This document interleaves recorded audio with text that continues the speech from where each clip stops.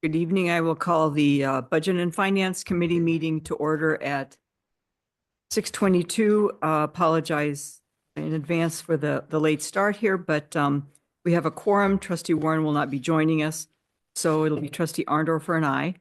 And item one is the sewer rate increase, and I see Mr. Hickey is here, and so we'll ask him to make a presentation. So the memo is included with the packet. Just a quick overview of this agenda item, which is to recommend the adoption of the ordinance to increase the sewer charge. This increase is assumed in the 2026 budget. So the background is in 2019, the idea was presented to have regular construction items take place within the village and adjust the rates on a biannual basis. The 2026 rate increase continues that plan and supports upcoming capital needs as well as operational costs. The village code requires sewer rates to be made up of two components: facilities charge, which is fixed, and the volume charge, which is based on usage. Staff completed a full review of the utility needs during the last budget review, includes cost drivers and compliance with village requirements. Facilities charge must cover the MMSD connection charges, which are passed on directly to us on a per meter basis, and the village and billing customer charges. The MMSD connection charge in 2024 was $9.69, and as of the last billing was $15.03. The village also incurs approximately $70,000 a year in customer-related administrative. What did you just say, the village? The village incurs around $70,000 in administrative costs. That would be like billing, administration of the sewage. So that is part of the fixed cost.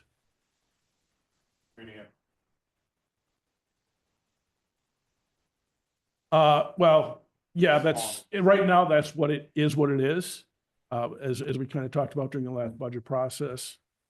You know, that's what we're seeing. That's what that's what's in the budget. Okay, got it. And what about the MMSD? Obviously, it's a pretty significant increase in is that something that they do annually, or were you expecting something like this?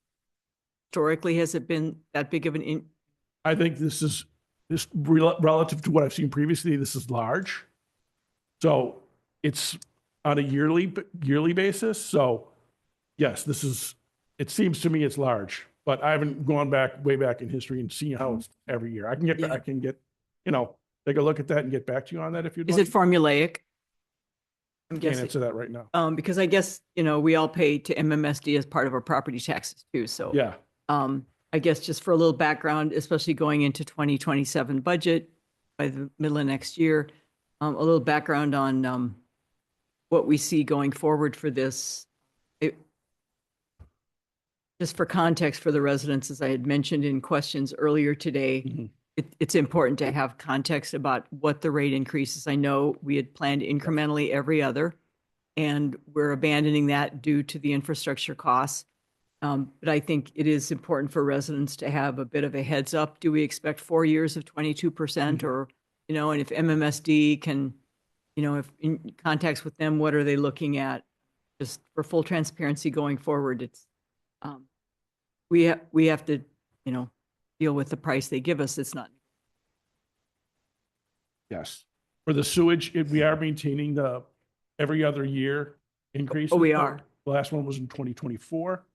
Right. So we are maintaining that. The thing that's possibly stressful or, adding stress would be the fact that we expected to have a water increase in 2025. Right. That did not materialize due to procedural reasons with the Public Services Commission. or we're on the docket. I don't know. I shouldn't say we're on the docket. They don't have a docket for the next meeting on February 12th. Hopefully we're on there and then we can go from there on the water side, but we can't raise it until the PSC gives us. Right. And I guess the critical question is we have cash flow to bridge this, even though we thought we'd be getting the higher water rates already We have by res- right, mid-year last year. We have reserves Reserves. to bridge that. So, yes.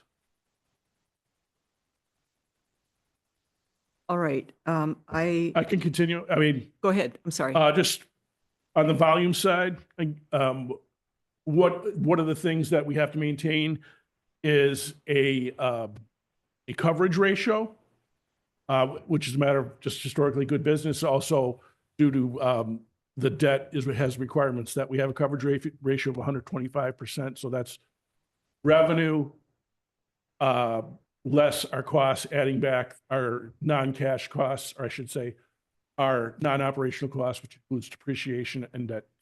So we keep a coverage ratio of 125%, and that's Required by goal. law. Pardon me? Required by law. Yes. So yeah, just the increase is 257. So that comes to 426 per 1,000 gallons. So the combined increases, we're looking at $721,000 from the budget per year. Again, these support the ongoing operations and the capital needs going forward. The debt service on the bonds, right? Yes. Come out of it. So, yes. So the customer impact, we're looking at a 22% increase. So when combined with water, which we're looking at about 26%, if what we think the PSC will approve, we're looking at a net of 24%.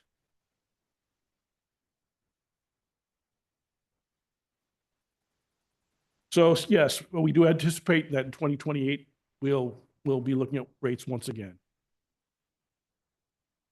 And probably a double digit again? I can't answer that at this point.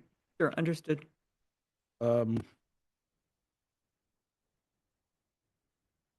did see on number 7, then you have current combined water and sewer bill. Is that the average based on averages? Pardon me? On number 7, on the questions that were responded to prior to the meeting, current combined water and sewer bill 1,700. That's an annual number for an average use. Yes. Residential 1 to 4 family. Yes. I don't have the document right in front of me. Okay. And then proposed, it goes up to 2,100. That's combined between the both. Yeah. So we will not act on the water until the PSC, Yes. correct?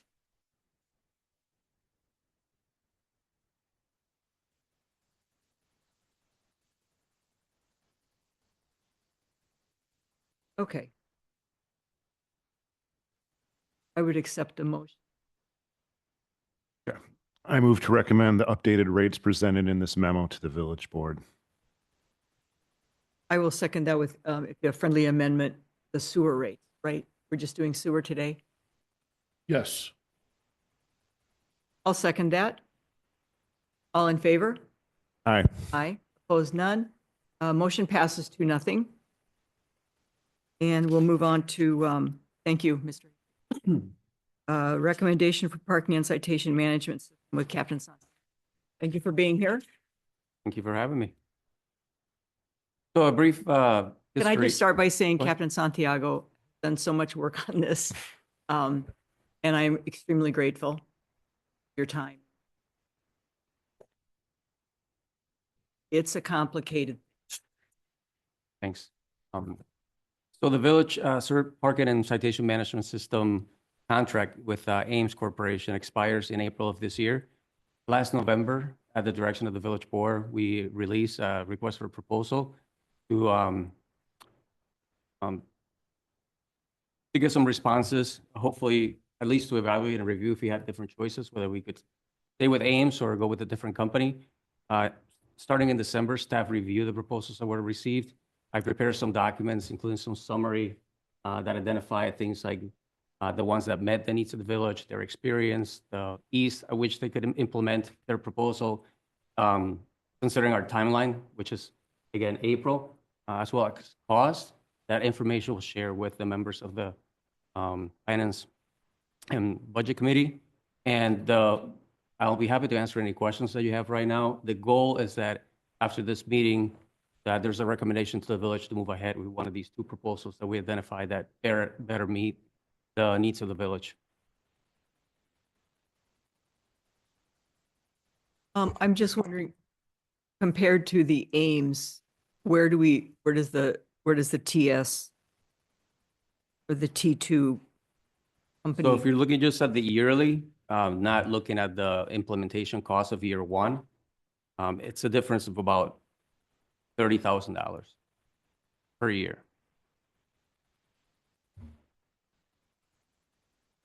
And the technology piece, you like the one obviously that was in the recommendation. Correct. Technology is great when it works, right? Yes, I mean, they both will meet what we need. Some of them had some features that we might like more than others, but in reality, when you look at the 5-year cost, it'll be difficult for me to recommend that we don't go with T2 system compared to some of the other solutions that responded to the RFP. And you felt that the recommendation that it has a good piece for staff in terms of responsiveness and what we need for you to be able to work with them and bringing in a whole new system. Yes, they're actually the only one that had a 24/7 staff for responses in case there was any problem. Not a call center in the Philippines. I'm Correct. gonna say. Yeah. Well, it was a variety of responses you had to sift through, and so it was amazing to see what was all out there as someone. And tell me about if this is approved tonight, is the Ames ending the end of April? End of April. Okay. April. So both of the vendors that I talked to that are in the last, and I guess in the final running for recommendation, they both determined that they could meet that timeline so that we would not have a break in service when it comes to parking management or citation management, permits, none of that. So So there'd be a lot of training. there'll be a Between lot of now and training, which is included May in the 1. cost. Yeah. And were there any subcontracts on this? All with, No, only if we were to move forward in the future with the curb management, mobile pay parking piece of this software, the solution. But that won't be probably till summer of this year. We would have some. I would come before the board by July. Mm-hmm. Oh. Okay. All right. Anything else? Yeah, any transition risk at all with this process, or should going from one vendor to the other, or should this be pretty seamless? Not nowadays. I mean, these companies, especially the ones that we picked, there was a reason we did. They've done this multiple times. Uh-huh. They have customers all over the United States. So we feel pretty confident that they would be able to make the transition. Obviously, there'll be some bumps in the road, like anything software related, but we don't think there's going to be any major problem. Got it. And the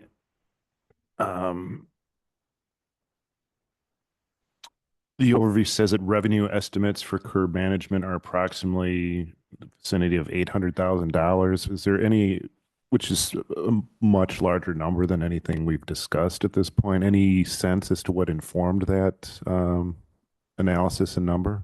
Well, they're using the parking analysis that was released in 2020. Obviously, they're estimating based on best case scenario. My guess is not going to be that high, but when we initially looked at the RFP only for mobile pay parking, most of the companies that submitted estimates were fairly close, maybe between $600,000 and $750,000 of estimated revenue. Okay. So I would imagine that they're not that far off. Would it be possible to get more detail on that at some point? I mean, I don't want to create work for anybody at this No, we point in definitely time, would but- before we move on with that solution. Yeah. Yeah. Okay. That was interesting. Thank you. And yeah, thanks again for all the work on this. It's really, really good result, I think. What, and apologies if it was in here and I missed it. So will the citations be mailed automatically based upon the license plate reader for a parking? No, the citations, so the parking enforcement team will still go out and issue citations right from the unit. And obviously leave them in the window we do now. The thing that changes when it comes to what they can do for us is that all the mailing or late notices or fee increases or court dates, those get done by the company for a fee, if we wanted to do it that way. Not the same one that we'd be is that an outsource then? No, it's in-house. Oh, it is. Yeah, Okay. they do it themselves. So, but it would free some of the time for our clerks that now have to every Monday find those citations, print them up, put them in envelopes and mail them out. And so is that, if that's in there and I missed that, is that part of the proposal? Yes, I actually subtracted the cost of the mailings from the total estimated revenue that I propose in details. Back to the, because we would be, it would be a pass along? So No, instead of- we would be paying for the mailings piece of it.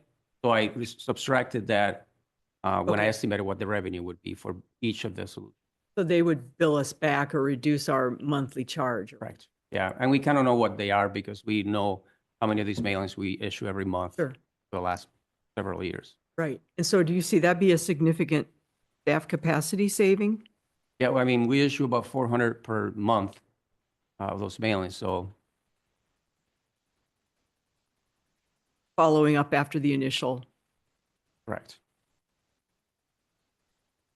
Okay, so that should, as you said, that should reduce staffing demand a Mhm. bit, at Yes. least for now.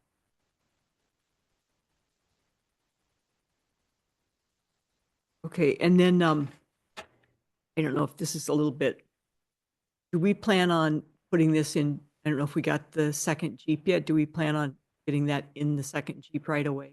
Yes, and that is why the year one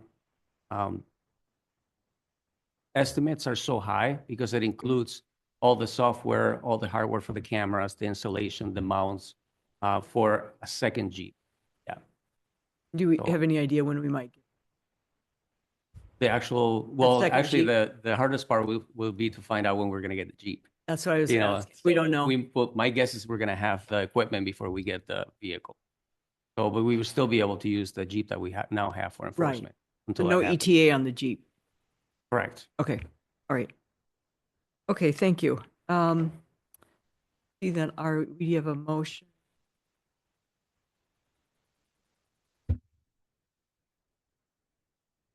Yes, there's a motion. I will go ahead. I move to recommend the approval of a new parking and citation management system solution provided by T2 Systems for implementation in April 2026 with the option for including a curb management solution, quote unquote, metered parking in the future.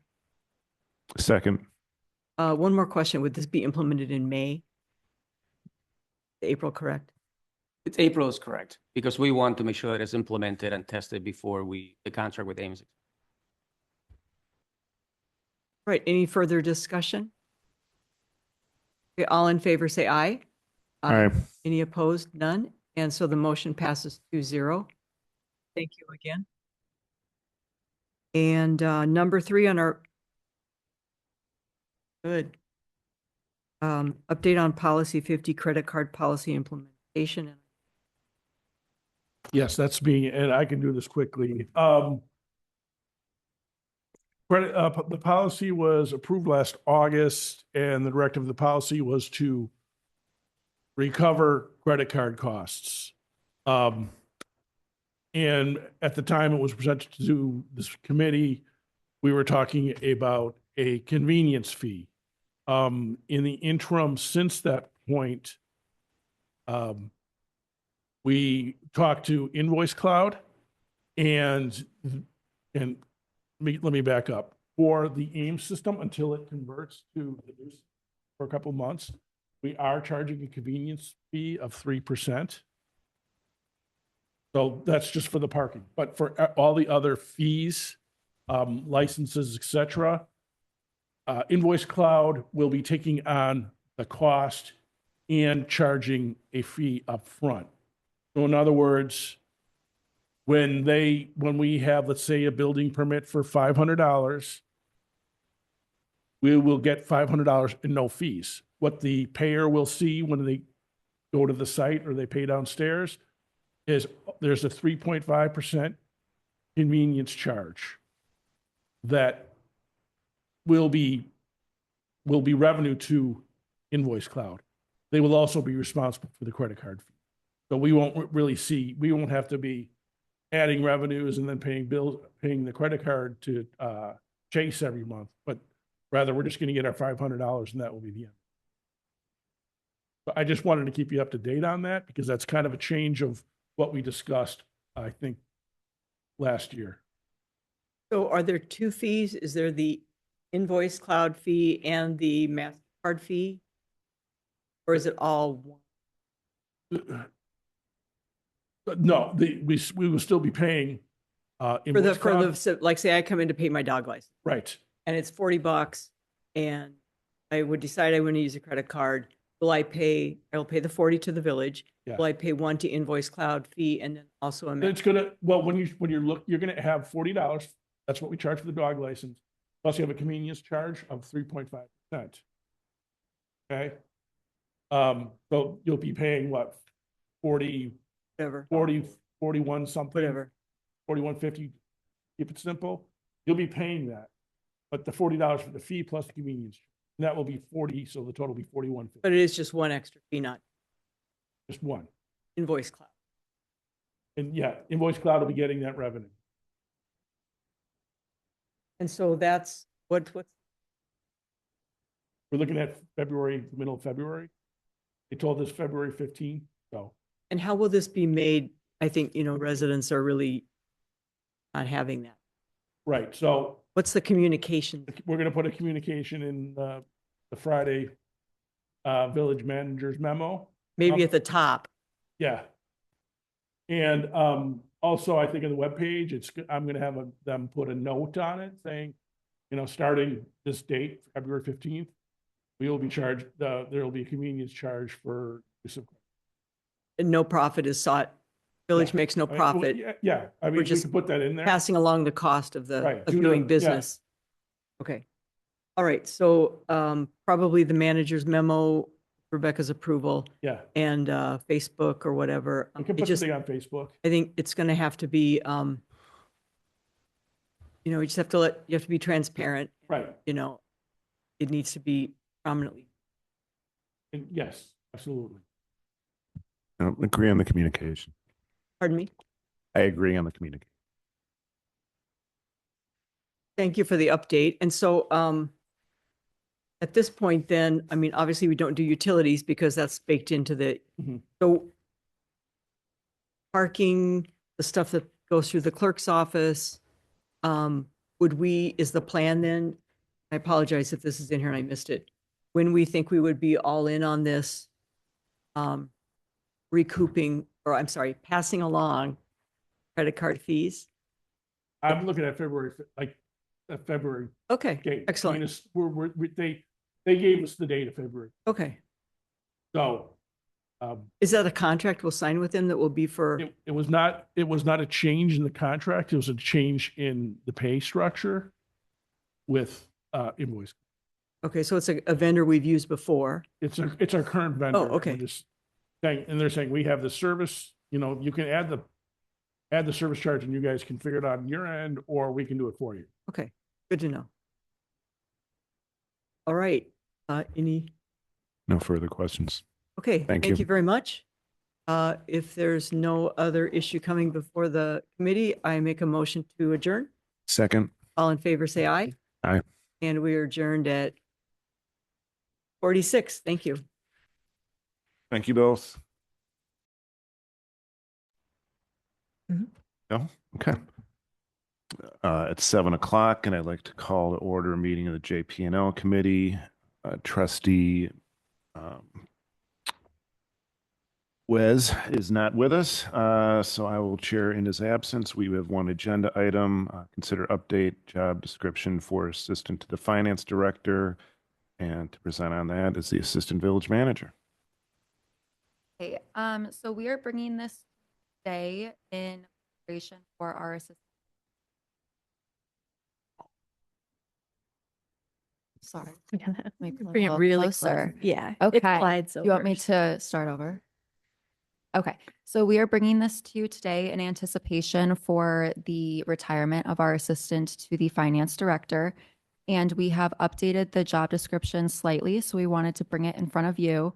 One of the main changes that we did is we are planning to take the utility billing section of this position and put that into the Department of Public Works. This is typical in a lot of municipalities. We just have not been doing that. It not only would relieve the finance department of this duty to, work on other things like budgeting, but it also just kind of makes more sense for us to have it in DPW so that any inquiries regarding their meters, questions about the bill, things like that can go straight to the source. So that's the main difference. We did take that out. We also decided to change the title to finance specialist. And this is just so that it's more appealing to the market. We're hoping to draw in more applicants by changing the title. We felt that assistant to the finance director kind of made it sound like it was the finance director's assistant, not necessarily somebody who's going to actually be doing the accounting work. And then lastly, to ensure that this individual would still have a full-time role with taking out the utility billing, we added in budgeting. And with that, they will just be working with the finance director on budgeting throughout the year. So what would that look like in terms of the budget work that this role would pick up? So they would be working with department heads throughout the year, making sure that they're sticking to their budgets and then also doing preparation for the next fiscal year. Okay. And would that have any bearing on the contract or the nature of the contract with the? With LNA? Oh. No, it would Okay. not. Right now, they're doing majority of our budgeting. So this is going to allow them to now work with our employee to kind of take something off of their plate a little bit as well and make it a joint effort. Okay. And I'm figuring DPW has capacity to accommodate the shift in Yes. responsibility. So their admin assistant is the one who is going to be taking on the utility billing. And then the utility superintendent will be there for assistance as needed. And throughout the transition, our current assistant to the finance director is doing training and then also is there for questions if they need help throughout the transition. Okay, great. Thank you. Trustee Stokebrand? Yeah, so then we have these different options. Yes. So these are all of the options that we have gone through just to show you that we are trying to figure out what the best plan to move forward is. So myself, our village manager, director of public works, utilities superintendent, assistant to the finance director, and LNA all got together and kind of figured out what the different options are.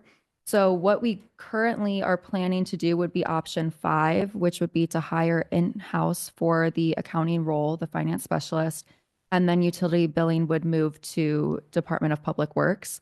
But the different options that you have here in front of you are things that we have thought about if this does not go the route that we're hoping. If for some reason it doesn't end up working out, that DPW can handle it, we might have to rethink this. Or if we can't find anybody for the finance specialist role, then we have backup options to be able to maneuver in a different direction if we need to.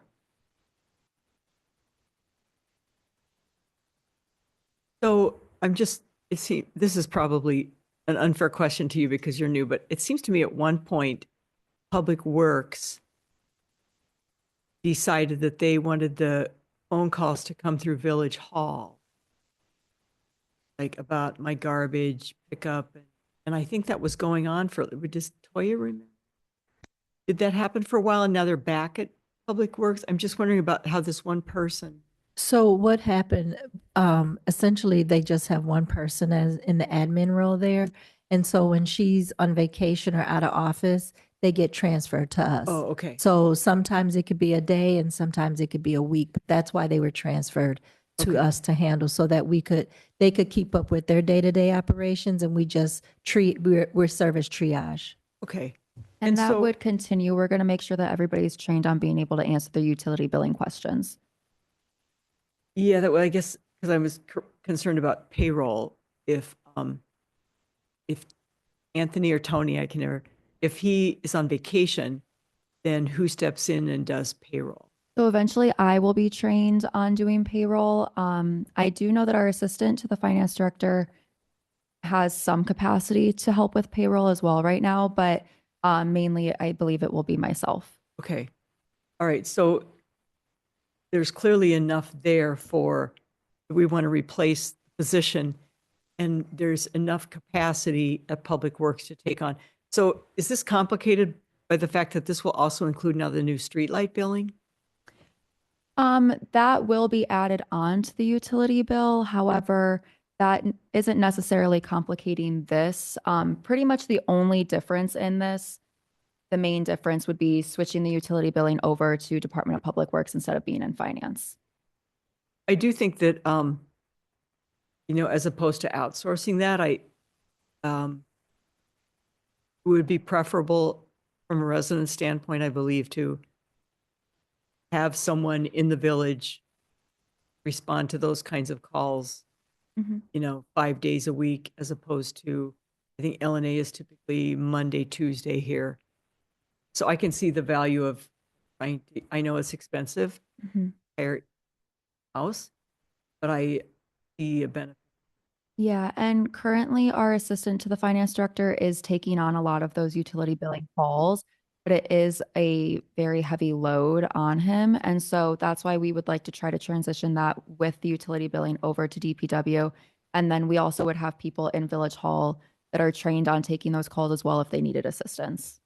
I guess it begs the question is the number of calls related to big increases we've seen, adding the streetlight fee and the water rate? From what I've heard, that's the majority of the questions, yes. And so the gentleman retiring will be here through the end of October, or probably has I vacation. believe it's either the end of September, beginning of October, or I think it's that beginning of October. And our plan is to, once this is approved, start marketing it right away and try to get some interviews going. We would like to have a little bit of an overlap between him and our new finance specialist so that he can do training with that person as well.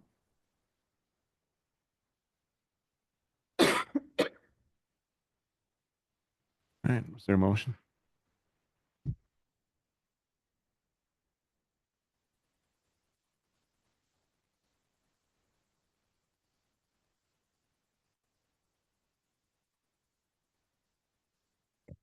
I move to approve the proposed revisions to the Assistant to the Finance Director job description. Second. All right, there's a motion and a second. Further discussion? Oh. Just one thing about so we think we'll only need one cycle of help from city water to do the billing. Yes, and that is still to be determined. We might just have them sit in and give us some of their expertise, not necessarily do a full billing cycle. So that $4,000 that you do see on there that would be for one billing cycle most likely will not be the price. It will be a lot less than that if we do have them come in. And I'm guessing it is dependent upon how soon the hiring, right? I mean, if you can get someone in quickly,